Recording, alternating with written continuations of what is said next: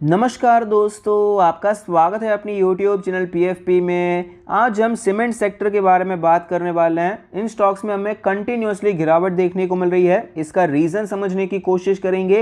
As a retail investor हमें क्या करना चाहिए, कौन से स्टॉक पे फोकस करना चाहिए, इन सभी चीज़ों के बारे में आज हम चर्चा करने वाले हैं।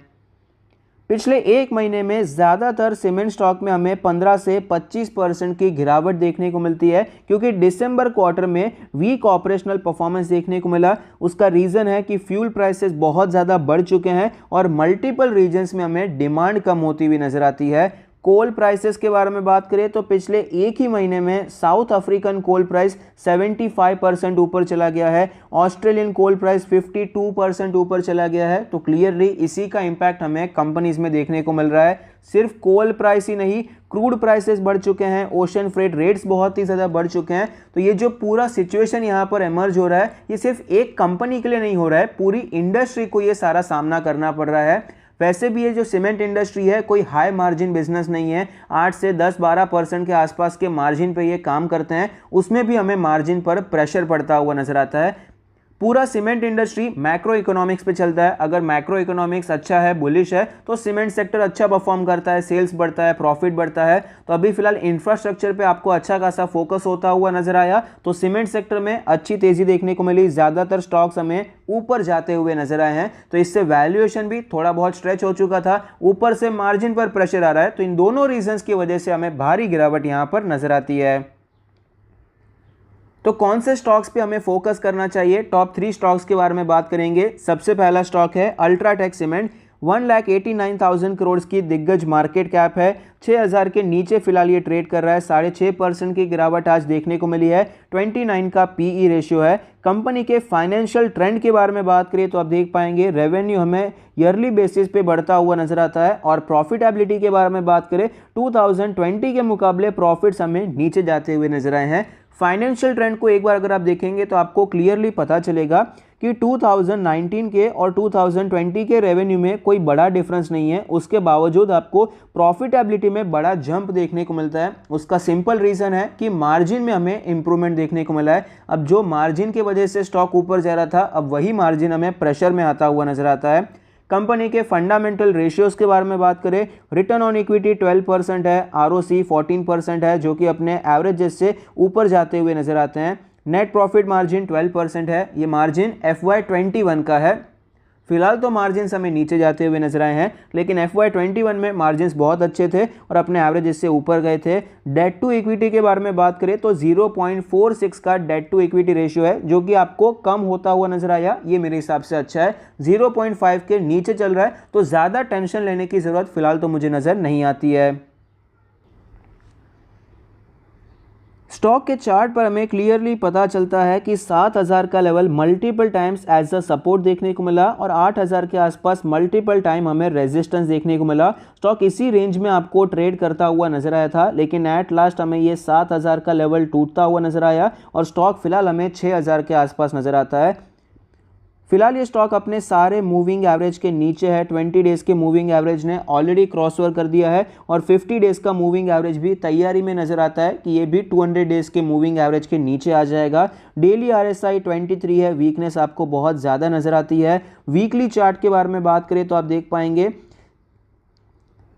कोविड क्रैश के बाद स्टॉक में हमें शानदार रिकवरी देखने को मिली, और पुराना हाई भी हमें टूटता हुआ नजर आया। मल्टी ईयर हाई था जो कि हमें टूटता हुआ नजर आया, और स्टॉक हमें 8,000 तक जाता हुआ नजर आया। 7,000 पे एक अच्छा बेस बनाया था। ये पहले एज ए रेजिस्टेंस देखने को मिला था, फिर ब्रेकआउट हुआ, फिर यही एज ए सपोर्ट बन गया। तो बेस बहुत ही ज़्यादा स्ट्रांग था। तो जैसे ये बेस टूटा, आपको गिरावट भी अच्छी खासी देखने को मिली।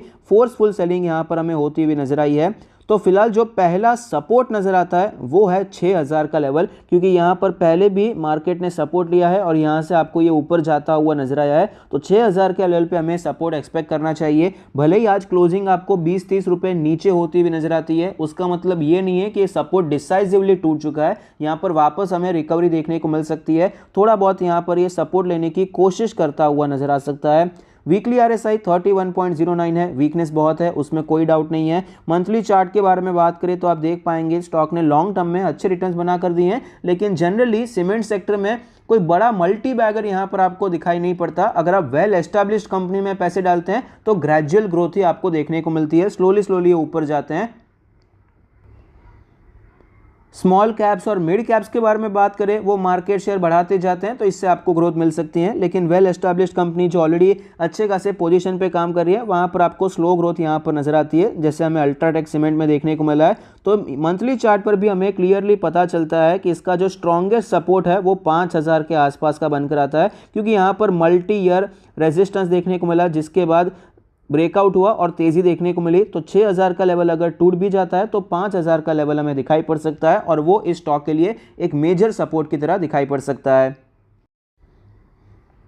दूसरा स्टॉक है अंबुजा सीमेंट। 62,000 करोड़ की मार्केट कैप है, 290 का लास्ट ट्रेडेड प्राइस है, जो कि 4.5% नीचे है, 22 का पीई रेशियो है। तो अल्ट्राटेक के हिसाब से आपको ये वैल्यूएशन वाइज थोड़ा सा बेटर नजर आता है। कंपनी के फाइनेंशियल ट्रेंड के बारे में बात करें तो यहाँ पर क्लियरली अल्ट्राटेक आपको जीतता हुआ नजर आता है, क्योंकि फाइनेंशियल ट्रेंड में रेवेन्यू में कोई ग्रोथ नहीं है और प्रॉफिटेबिलिटी में थोड़ी बहुत ग्रोथ हमें यहाँ पर नजर आती है। उसका सिंपल रीजन है मार्जिन में आपको थोड़ा बहुत इंप्रूवमेंट देखने को मिला, और 2021 में इंफ्रास्ट्रक्चर बूस्ट की वजह से रेवेन्यूज भी आपको जंप होते हुए नजर आए हैं। फंडामेंटल रेशियोज के बारे में बात करें तो ROE 10% है, ROC 14% है, जो कि अपने एवरेजेस से ऊपर है, तो ये अच्छी बात है। नेट प्रॉफिट मार्जिन 9.6% है, एवरेजेस से ऊपर है, और ये मार्जिन है FY21 का। फिलहाल तो मार्जिन हमें नीचे जाते हुए नजर आए हैं। डेट टू इक्विटी 0 है, कंपनी पर कोई कर्जा नहीं है, ये मेरे हिसाब से बहुत अच्छी बात है।